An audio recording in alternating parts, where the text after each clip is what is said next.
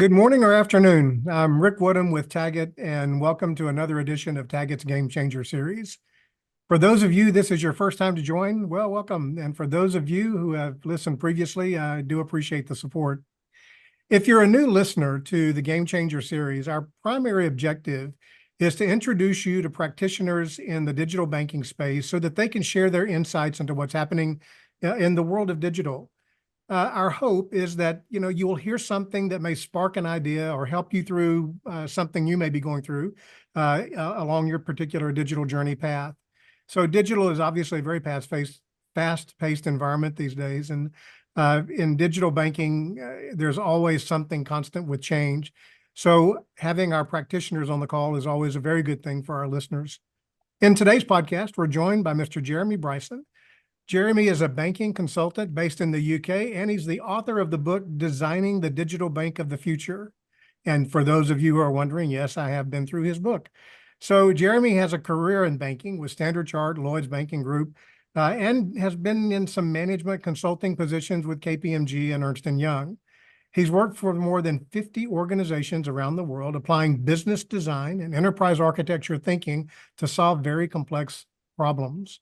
Jeremy now runs his own company, his own advisory business, and he supports clients in the exploitation of business service and service design methods to really help the bank through their journeys with business processes and their digital journeys themselves. Welcome to the podcast, Jeremy. Good day to you, Rick.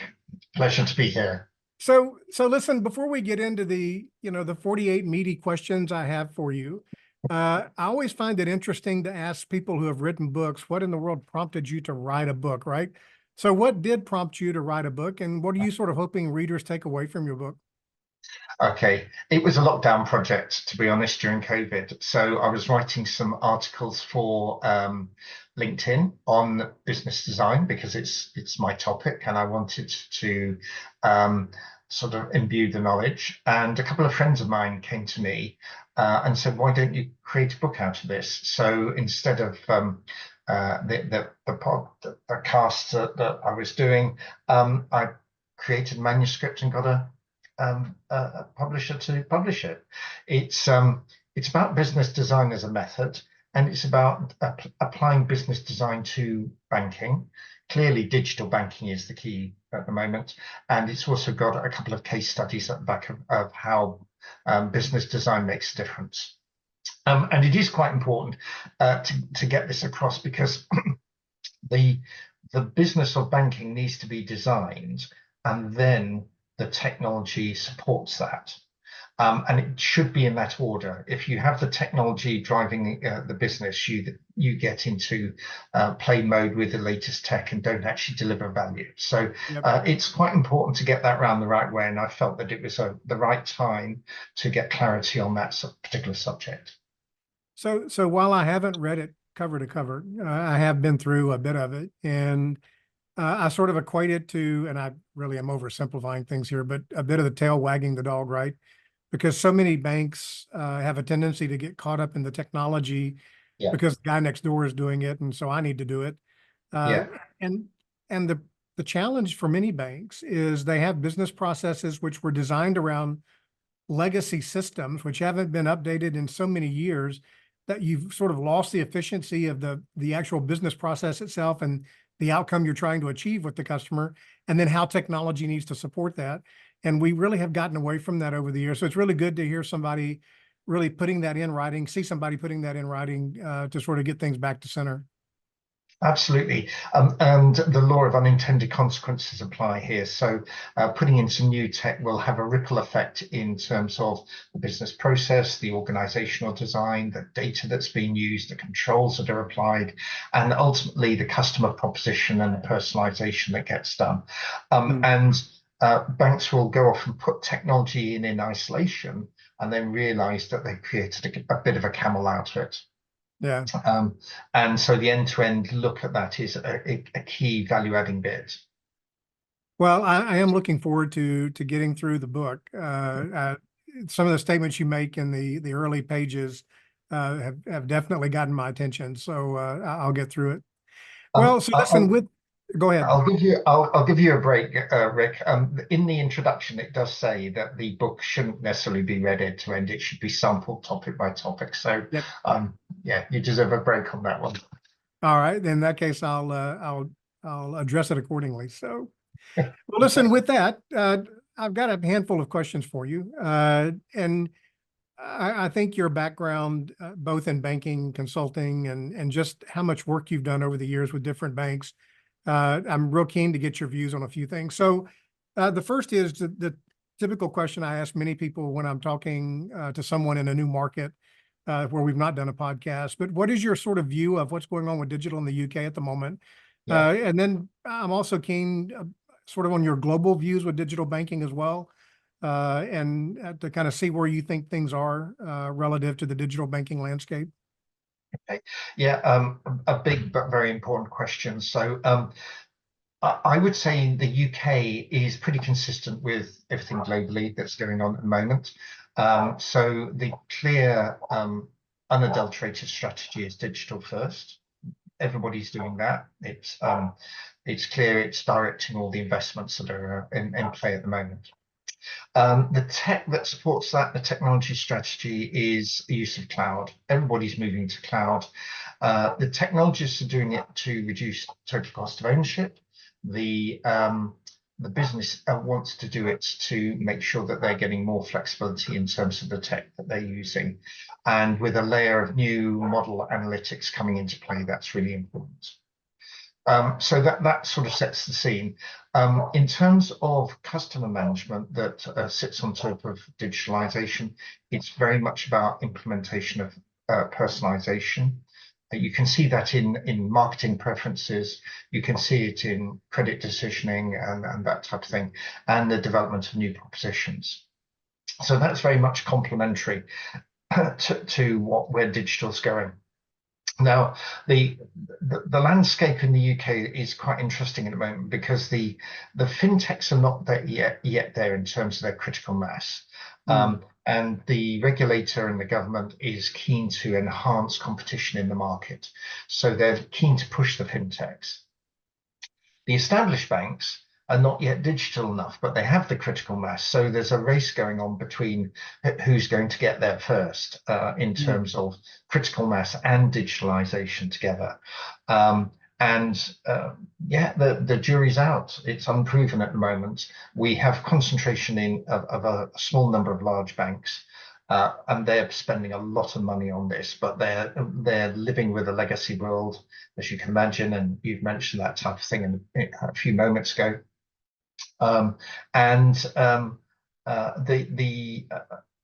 The fintechs are trying to get there in terms of their mass. But what we're seeing in the UK is very much that people do not change their banks. They're very loyal to their bank as the primary banking relationship. What they do is they go to fintechs or challenger banks and they use secondary services. So, for example, Revolut is a big fintech in the UK, but it doesn't lend money. It does lots of payment transactions. You can buy crypto with it. You can do all your international transactions when you're on a holiday, which people do as a secondary relationship, but it's not their primary relationship. So the difference between primary and secondary relationships is the key here. We're seeing digitalization a lot in the personal space, quite a lot in the owner-managed business space. The rest of corporate, however, is an area that is being developed at the moment. And the reason that's taking a bit of time is not the digitalization up front and the layer that the client sees. It's all the complexity behind that needs to be rewired. And that's a big piece of work at the moment. So there's a lot of challenges around legacy systems of record, sources of truth, whatever term you want to use. And especially the larger banks are still kind of grappling with some of this. It's interesting though, because some of the fintech, so, we've got a new client now that's actually a fintech payment startup, and every piece of technology they're using today is quite modern, next generation. And so you just don't have the same issues to deal with, especially when it comes to plumbing things together. So it does make a bit of a difference. Yeah, and the fintechs will always start with the payments world, because Yep. if you look at banking, it's fundamentally two components. One is about doing payments, and the other one is about taking deposits and lending. Taking deposits and lending, you're going to get 3, 4, 5% return on capital. It's highly regulated. Payments, you're going to get 20% return on capital and less regulated. So it's clear that the new entrants are going to dive into the payment space to start with. Yep. But the integration of those two provides the customer proposition and the personalization I was talking about earlier on. And that's something the fintechs haven't yet got to. Yeah. Yeah, it's going to be a clear battleground in the future. So the UK took a series of steps several years back, especially being an early adopter of open API standards and that type of thing. And I think the intent was to be sure that customers who wanted to have a primary bank and maybe one or more secondary bank relationships could actually seamlessly view their banking relationships together. So I think one of the things I wanted to ask, because I mean, frankly, I haven't really kept up with how successful the UK has been with these open banking API initiatives, but where do you think the UK is with that, and has it made a difference for the consumers? I mean, just your general thoughts on that, because that was a way the UK was trying to promote blending these different types of, and I'll use banking entities for a lack of a better word, but these entities together. Yeah. It is a big systemic change to the way the banking industry works, and it's not necessarily a big bang change. It is developing over time. What we're seeing is, as I mentioned earlier on, we don't have switchers. We have customers and multiple relationships, but the barriers to entry for new entrants are very high. Because they don't have access to data that allows them to make good quality decisions, hence the idea of open banking. So the whole purpose was to help new entrants and provide a level playing field for competition. What's actually happened is quite interesting. It's promoted ecosystems much more than was expected. And within the ecosystem, there are fundamentally three types of players. There's the product manufacturer, there's the distributor, and then between the two, there's the aggregator. So an established bank can be any or all of those three. And we're seeing new organizations come in as distributors and aggregators primarily, not many manufacturers, but that's what we're starting to see. And it's important to note that one of those three has to have a banking license, but the other two don't have to in the ecosystem if need be. So we're seeing a lot of unusual players coming in, taking niche roles, which they may or may not survive in the future. They may or may not get to critical mass, but they may get absorbed into other organizations in the future. But there's definitely a fragmentation occurring. It's a trend business. There's no dramatic sort of big bang activity, but we are starting to see this trend coming into play. And we're also starting to see the role of specialist data providers in all of this. So data providers that support the distributor, the aggregator, the manufacturer. We're also seeing the API becoming much more important. It used to be a back office pointy-headed thing that only people with open-toed sandals cared about. Now it's much more important in terms of how businesses work. Businesses working internally as well as externally in the same way. So the APIs make a difference in all of this. It is changing the landscape progressively, and it is probably the most important thing that we've seen so far in the banking industry in the last 20 years, I'd say. So, Jeremy, I get a little bit tickled sometimes when people ask, so, Rick, what do you think the next big thing in banking is? And I'm like, well, banks are banks. I mean, they do three things, and you said it a few minutes ago, right? They facilitate payments, they take deposits, and they lend money, right? Yeah. I think the question most people want to ask is what do you think the next big thing is in terms of how customers interact with their banks, right? and sort of Yeah. manage your financial world. And that kind of leads me to, uh, I want to shift gears a little bit if I can. It's interesting. I've got a call later today with a particular bank, and we're proposing some digital solutions, and the bank wants to include Gen AI in the app. Now, I know what Gen AI is, right?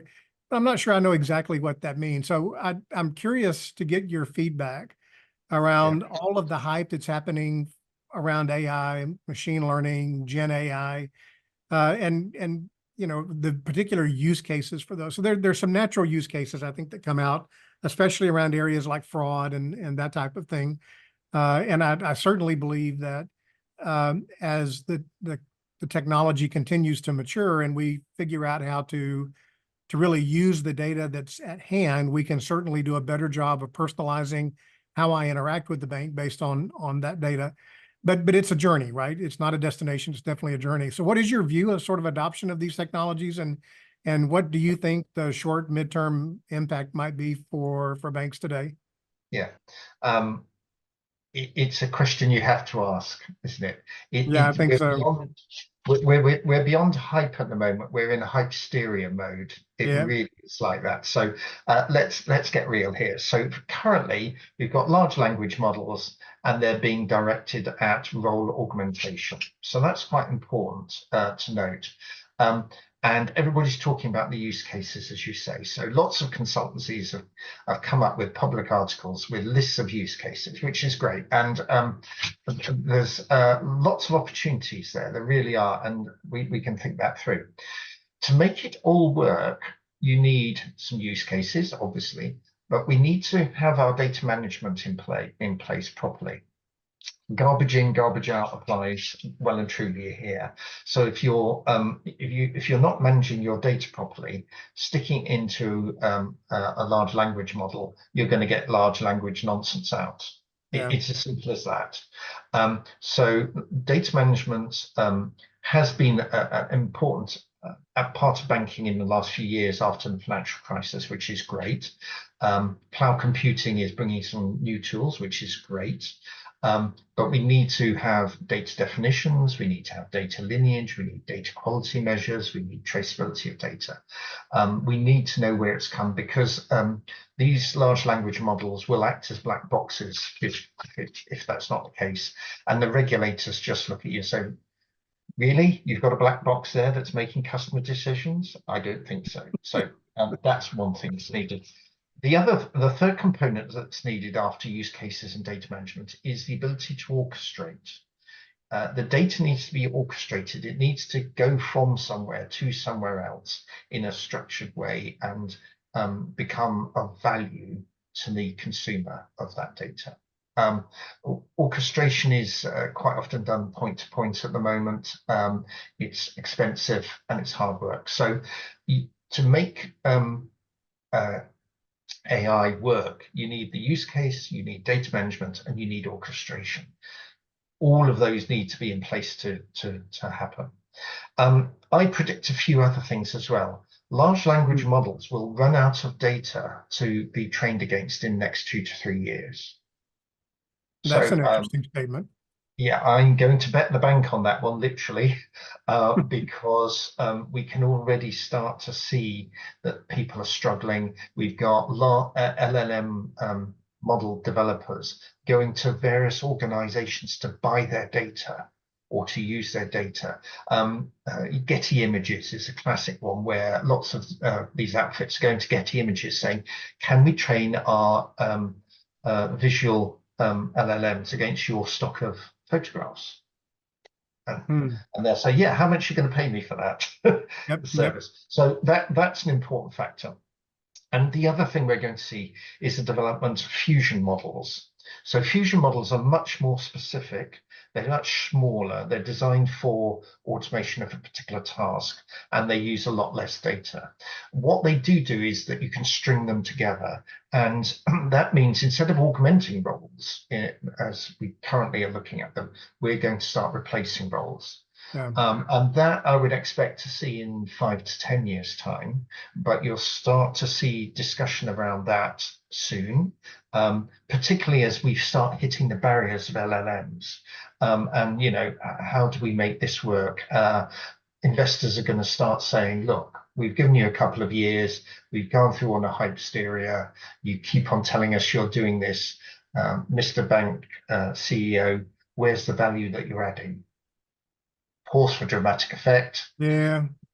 Oh dear, okay, we need to do something. And then we'll start seeing it mature. And you can look at the Gartner hype cycle as a classic example here of one of those. And we'll start seeing maturity in the fusion models in probably 3 to 5 years' time. You know, So that's when I was based in Arkansas with FIS, this has been 25 plus years ago, I guess. There was an Arkansas company who had made a huge business out of selling data to banks. Mhm. This was in the early days of how you can do a bit more intelligent marketing and that type of thing, long before the digital revolution that we're part of today. And I haven't really thought about the fact that at some point you're going to run out of data, but as I think about that a bit, you do realize that there are a couple of things at play here, right? Number one is how much data is there really to consume and train, meaningful data. So there's a lot of Yeah. data, but how much of it's meaningful? And the second is, interestingly enough, I'm not so sure as a consumer how much of my data I really want somebody to use to help predict my life for me, right? And I think Yeah. there'll be a whole swath of issues that come out of the data privacy side of things, but we'll kind of see, right? So Yeah. so that statement sort of leads me to my last question for you, Jeremy. If you could give two or three pieces of advice to CIOs and CDOs around sort of their digital journeys and, over the next, I don't know, 18, 24 months, what advice would you give them? Okay, right. Yeah, another great question there. So probably three things I'd think about if I was the CIO. Firstly, design the end to end, not just the front end. So if you look at the Tag IT solution, you've got a great front end, but you've also got a solution behind that that makes it all work. And that end-to-end design is really important. The law of unintended consequences of point development applies here. Front-end digital landscapes require now that holistic view of how things work. So the CIO has got to design everything to make that front end work. So I think that's really important. And we're beyond the small point-to-point developments. We are going into the big refreshes of the digital landscapes at the moment that most banks have got to do. They realized it's much harder than just a bit of UX screen design. And they need something to facilitate that. Yeah. The second thing I think CIOs got to think about is the role of the organization in the ecosystem. So we are already beyond the fact that a bank is a big monolithic organization if it's well established. We're all working within ecosystems now, be they marketing, sales, payment ecosystems, whatever they may be. As I've said, there are three fundamental roles, but there are variations on that you could have, and it's worth the bank deciding where it wants to play. So where it's got its value adding, where it's got its opportunities, and where it's strongest. And it's not that unreasonable to start working with other organizations that are specialist providers around you. The last thing I'd tell a CIO is around that API value added bit earlier on. Yeah. APIs have been around a long time. They really have, and the guys with the open-toed sandals know that. But because they're now strategically much more important, they have to be managed much more as an important intellectual property asset of the CIO. Okay, internal APIs have got to look behave the same way as external APIs if you're going to get real value added there. you're starting to see consulting articles saying, get customer as an API is probably one of the most important APIs that you're going to have, and the business will have to start caring about it in an end-to-end digital environment. So those are my 3 things for next Interesting. 4 months. So I'll tell you, I didn't realize how quickly time has passed. But I can tell you that I want to do a follow-up with you, and I'll tell you why. So there are a couple of statements that you made today, and we talked a little bit about, sort of process alignment and all those kind of things. And I think as I get through some of these sections in the book, like I said, in the early chapters, you've made a few statements that have kind of caught my attention. I think it would be good for some of our listeners to maybe take a little bit of a deeper dive into what you really mean when you talk about sort of that overall business alignment and not the tail not wagging the dog. And maybe we could do a little bit of that without giving away the book, so to speak, to enlighten people a little bit, because there's some interesting statements you've made that I'd love to be able to explore with you. But I think we've done a bit of a podcast full of things today. Good. A pleasure as always. Yeah. So Jeremy, always great to catch up with you. And I look forward to doing this again. Absolutely. So do I. All right. Thank you.